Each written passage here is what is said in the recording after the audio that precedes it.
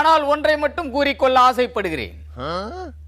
என் முதுகில் எத்தனையோ குத்துக்கள் விழுந்திருக்கின்றன.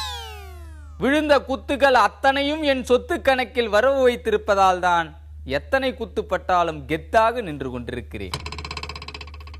இடிதாங்கியை அழிக்க தகுதி திட்டங்களையும் செய்து பார்த்தார்கள். நரியிடம் போய் குறி கேட்டார்கள், முடிந்ததா? ஆனாலும் என் முதுகில் குத்தியவர்கள் எல்லாம் இப்போது தன் கையில் உரையை மாட்டிக்கொண்டு நான் குத்தவே இல்லை என்று பசப்பு மொழி பேசுகிறார். ஏன் குத்தினீர்கள் என்று கேட்டால் நான் குத்தவில்லை என்று சொல்ல வேண்டியதுதானே. வடைக்கடையில் வடை இருக்கிறதா என்று சொன்னால் இல்லை என்று சொல்ல வேண்டும், அல்லது தீர்ந்து விட்டது என்று சொல்ல வேண்டும். அதை விட்டுவிட்டு பொறை இருக்கிறது, போண்டா இருக்கிறது என்று சொன்னால் வடை வருத்தப்படாதா? ஒரு யூதாசு வந்தால் அவனுக்கு பின்னால் புரூட்டஸ் வருகிறான்.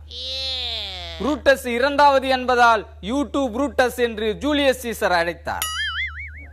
இப்படி U2, U3, U4 என்று காட்டி கொடுத்தவர்களை எல்லாம் அடையாளப்படுத்திக் கொண்டிருக்கிறது காலம். வளர்த்த கடா மார்பில் பாய்ந்தால் மன்னித்து விடலாம், ஆனால் வளர்த்த கடா முதுகில் குத்தலாமா? முதுகில் குத்துவதை மட்டுமல்ல, அது முதுகில் தாங்குவதும் இழுக்கு என்று கருதுபவன் இடிதாங்கி.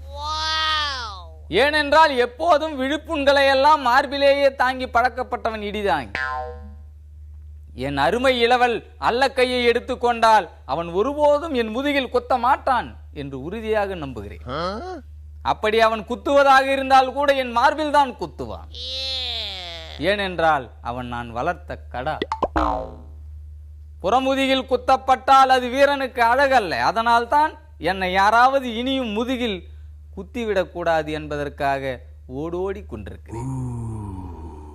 இஷாந்த் சர்மா வேகமாக பந்து வீசினால் கூட என் முதுகில் பந்துகள் படாது. உசைன் போல்ட் வேகத்தில் ஓடோடி வந்தால் கூட என் முதுகில் யாரும் குத்த முடியாது. உசைன் போல்ட் தடகளத்தில் தான் புலியாக பாய்வார். ஆனால் இடிதாங்கி உஸ்மான் சாலையிலேயே உசைன் போல்ட்டுக்கு சவால் விட்டார். ஆனாலும் யூதாசுகளின் தந்திரங்களை அறிந்தவன் இடிதாங்கி. அவன் குறுக்கு சந்தில் ஓடி வந்து குறுக்கில் குத்துபவன் என்று நான் அறிந்திருக்கிறேன். வெள்ளி காசுக்கு ஆசைப்பட்டால் தயங்க மாட்டான்.